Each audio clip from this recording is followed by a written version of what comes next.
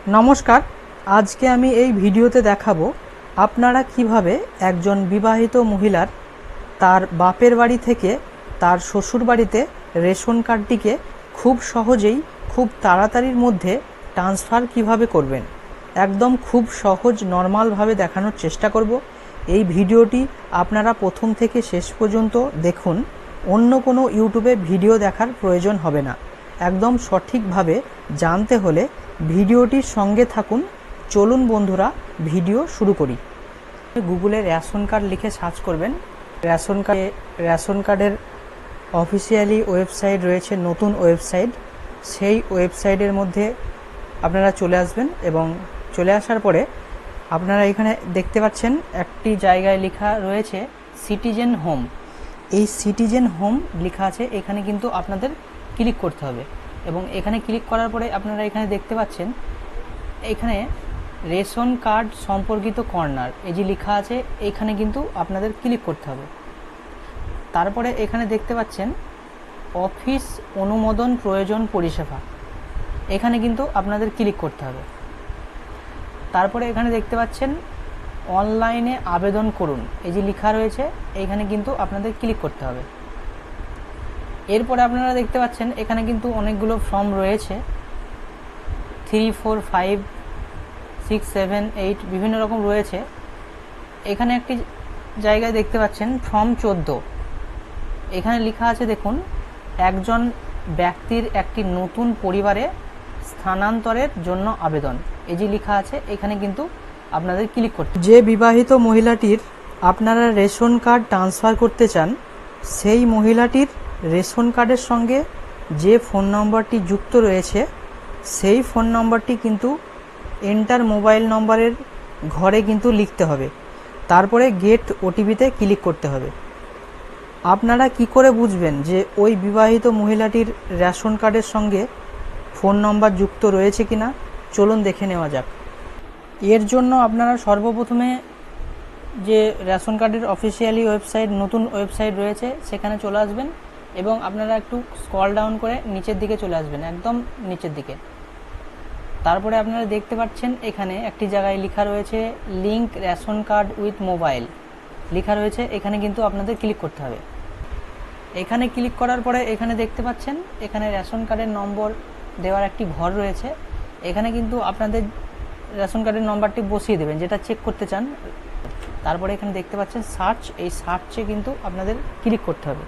এখানে আপনারা দেখতে পাচ্ছেন এখানে আধার নম্বর শো হচ্ছে, এখানে ফোন নম্বর শো হচ্ছে, মানে রেশন কার্ডের সঙ্গে ফোন নম্বর যুক্ত রয়েছে। চলুন এবার দেখে নেওয়া যাক রেশন কার্ডটিকে আপনারা কিভাবে ট্রান্সফার করবেন।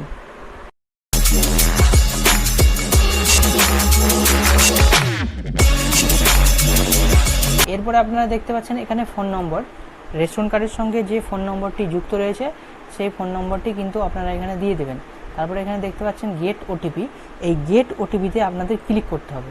তারপরে এখানে দেখতে পাচ্ছেন তারপরে আপনাদের ফোন নম্বরে একটি ওটিপি চলে যাবে এবং সেই ওটিপি আপনারা এখানে কিন্তু বসিয়ে দেবেন। তারপরে প্রসিড বাটনে কিন্তু আপনাদের ক্লিক করতে হবে। এরপরে আপনারা দেখতে পাচ্ছেন এখানে কিন্তু প্রোফাইলটি খুলে গেছে। তারপরে এখানে একটু নিচের দিকে স্ক্রল ডাউন করে নিয়ে আসবেন, অ্যাপ্লাই ফর ফর্ম 14, এখানে কিন্তু অ্যাপ্লাই নাও লেখা রয়েছে, এখানে কিন্তু আপনাদের ক্লিক করতে হবে।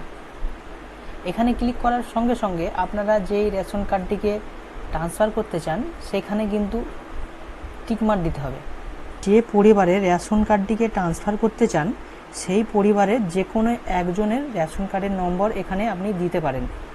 যেই পরিবারে আপনি রেশন কার্ডটিকে ট্রান্সফার করতে চান সেই পরিবারের যে ব্যক্তি হেড রয়েছে তার রেশন কার্ডের নম্বরও আপনি দিতে পারেন। আপনাদের যেটা সুবিধা হবে সেটা আপনারা দিয়ে দেবেন। এখানে এই দুটোর মধ্যে যে কোনো একটা রেশন কার্ডের নম্বর কিন্তু এখানে দিতে হবে।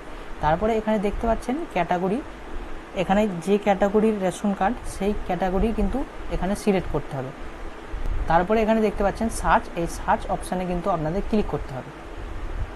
এরপরে আপনাদের সামনে কিন্তু শো হবে যে রেশন কার্ডটি আপনি ট্রান্সফার করতে চান সেই রেশন কার্ডটিতে যার নাম রয়েছে সেই নামটি ওপরে শো হবে এবং যে ফ্যামিলিতে আপনি ট্রান্সফার করতে চান সেই ফ্যামিলির মেম্বারগুলোর কিন্তু নাম কিন্তু এখানে শো হবে। তারপরে এখানে দেখতে পাচ্ছেন এখানে নেক্সট বাটনে কিন্তু আপনাদের ক্লিক করতে হবে। এখানে ক্লিক করার সঙ্গে সঙ্গে এখানে দেখতে পাচ্ছেন এই ফ্যামিলিতে আপনি রেশন কার্ডটিকে ট্রান্সফার করতে চান, সেই ফ্যামিলিতে যে ব্যক্তি হেড রয়েছে তার সঙ্গে আবেদনকারীর কি সম্পর্ক সেটা আপনি এখান থেকে কিন্তু সিলেক্ট করে যেটা হবে আপনাদের সেটা কিন্তু আপনারা এখানে করে নেবেন। যে রেশন কার্ডটি আপনারা ট্রান্সফার করতে চান সেটা কোন কারণের জন্য ট্রান্সফার করতে চান সেই কারণটি কিন্তু এখানে সিলেক্ট করতে হবে। ট্রান্সফার করতে চাই তাই এখানে ম্যারেজ লেখা আছে, এখানে কিন্তু আমি এখানে সিলেক্ট করলাম। এখানে সিলেক্ট করার সঙ্গে সঙ্গে এখানে কিন্তু একটি ডকুমেন্ট আপনাদের আপলোড দিতে হবে। এখানে এমন একটা ডকুমেন্ট আপনাদের আপলোড দিতে হবে যেটাতে যেন স্বামীর নাম অবশ্যই থাকে এবং স্বামীর অ্যাড্রেস যেন অবশ্যই থাকে, অর্থাৎ যেই জায়গাতে আপনি ট্রান্সফারটা করতে চান সেই জায়গার যেন অ্যাড্রেস থাকে। যেমন আপনি ম্যারেজ সার্টিফিকেটও দিতে পারেন, অথবা আধার কার্ড অথবা ভোটার কার্ড ইত্যাদি আপনি কিন্তু আপলোড করতে পারেন।